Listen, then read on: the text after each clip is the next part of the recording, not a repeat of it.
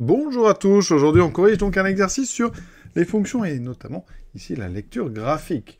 On considère une fonction f, on vous donne sa courbe représentative, d'accord? Et donc 4 questions, l'ensemble de définitions de cette fonction, les images de quelques nombres, des antécédents et des valeurs approchées d'autres antécédents, on est parti. Alors l'ensemble de définitions, c'est l'ensemble qui contient toutes les valeurs pour lesquelles vous pouvez donner une image. Donc ici, je rappelle que horizontalement, c'est des valeurs ici des réels, pour lesquels vous allez pouvoir lire verticalement une ordonnée, donc une image en termes de fonction. Ça veut dire qu'ici, par exemple le nombre 4, si vous voulez son image, eh bien vous allez devoir aller chercher le point de la courbe qui a pour abscisse 4, et aller lire son ordonnée, et l'ordonnée, ça sera l'image de 4 qu'on notera f de 4. Donc l'ensemble de définition, c'est un ensemble sur une courbe qu'on lit horizontalement, hein, sur l'axe des x, l'axe des abscisses. Donc ça, les abscisses, on voit bien que la courbe, elle s'étend d'ici jusqu'à ici, ce nombre-là. Donc vous allez lire en fait tous les nombres. Donc on va aller de moins 6 jusqu'à 6. Donc l'ensemble de définition, c'est tous les réels entre moins 6 et 6. On écrira ça sous forme d'un ensemble de définitions. Et donc le domaine de définition ou ensemble de définition, ça sera donc tout l'intervalle qui va de moins 6 jusqu'à 6. Et ici, on va fermer les crochets. D'accord? Donc c'est tous les nombres entre moins 6 et 6. Donc je répète, pour avoir l'ensemble de définitions, c'est-à-dire l'ensemble de toutes les valeurs de x possibles pour f de x, eh bien ici, le x doit être entre moins 6 et 6. Si vous lisez verticalement, eh bien, ça veut dire que vous allez aller ici de moins 2 jusqu'au point le plus haut. Ça, c'est l'ensemble de toutes les valeurs que peut prendre f de x. D'accord? C'est l'ensemble des images. Alors que horizontalement, tout ce qui va de moins 6 à 6, ça va être en fait l'ensemble des antécédents. Donc il faut bien faire attention. Donc ensemble de définitions, ça se lit sur l'horizontale. Alors l'image de moins 5, tout d'abord. On est sur la question 2, donc on va placer moins 5. Moins 5, et donc au départ, vous avez votre fonction qui va envoyer moins 5 sur un autre nombre, en quelque sorte sur un écran, et le résultat ici sera l'image de moins 5.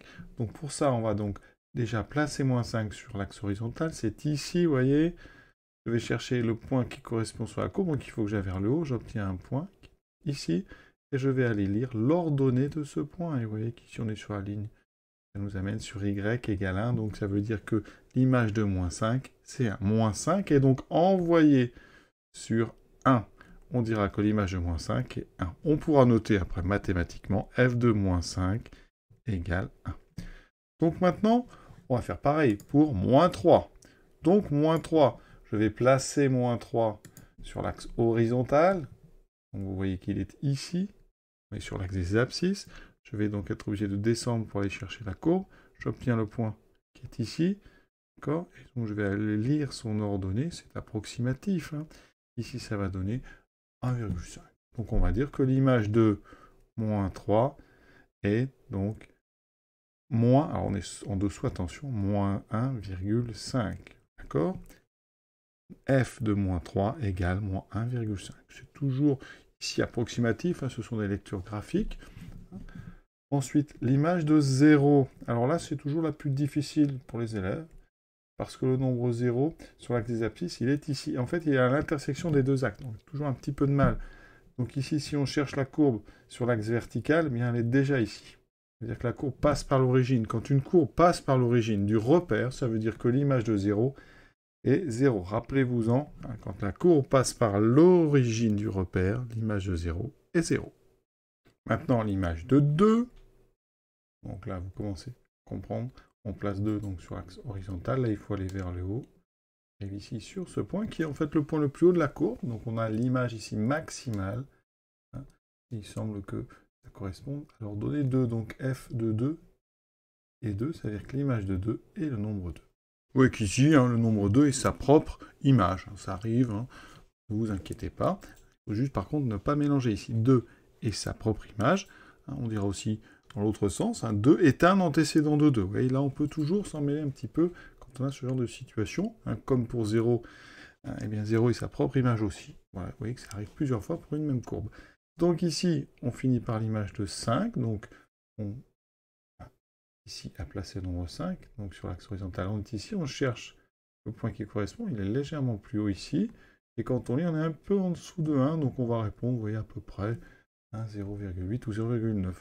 Donc on va dire l'image de 5 est 0,9. Tout ça, vraiment, c'est approximatif, puisque ça reste des lectures graphiques.